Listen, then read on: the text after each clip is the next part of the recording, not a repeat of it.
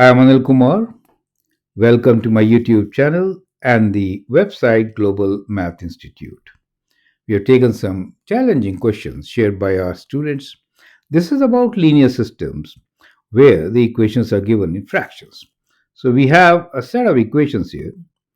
X over 5 minus 3y over 2 equals to minus 9 over 5, and x over 3 minus 5y equals to minus 8.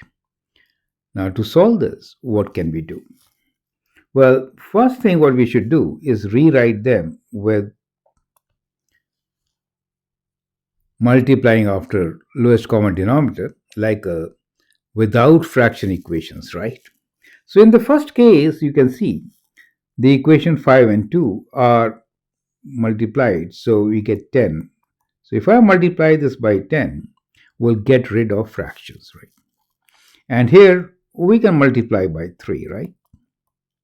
So let's do it. So if I multiply all the terms, 3 of them, by 10, both sides, so we get the same thing, right? So first equation now becomes 10 times x over 5 minus 10 times 3y over 2 equals to minus 9 times 10 over 5.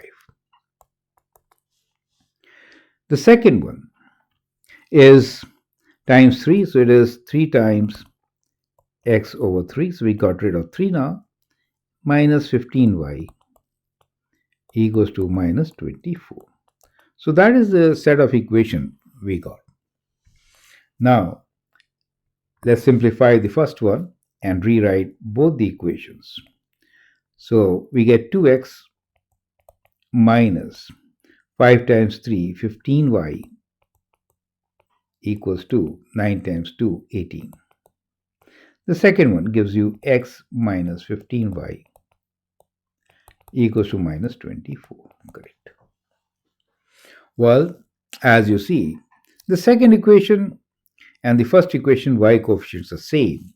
So if we call them as equation 1 and 2, then I will only do equation 1 minus 2, right?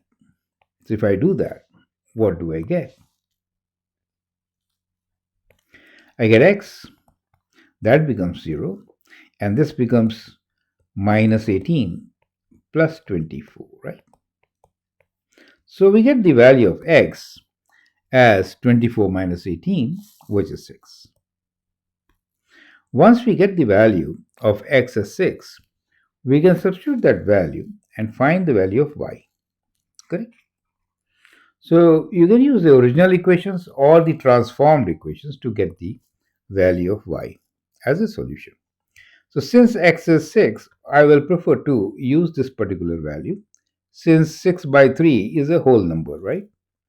So using this equation, I can write 6 over 3 minus 5y equals to minus 8, and that is 2. So 2 minus 5y equals to minus 8, and 2 plus 8 equals to 5y, which is 10, right? And therefore, y equals to 10 divided by 5, which is 2. And so we do have a solution, and we can now write down our solution as x value of 6 and y of 2, right? So we have a solution which is 6 for x and 2 for y. Perfect. That is how we will solve this particular system. I hope it makes sense. Feel free to write your comment, share your views. If you like and subscribe to my videos, that'd be great. Write comments and participate actively. Thank you and all the best.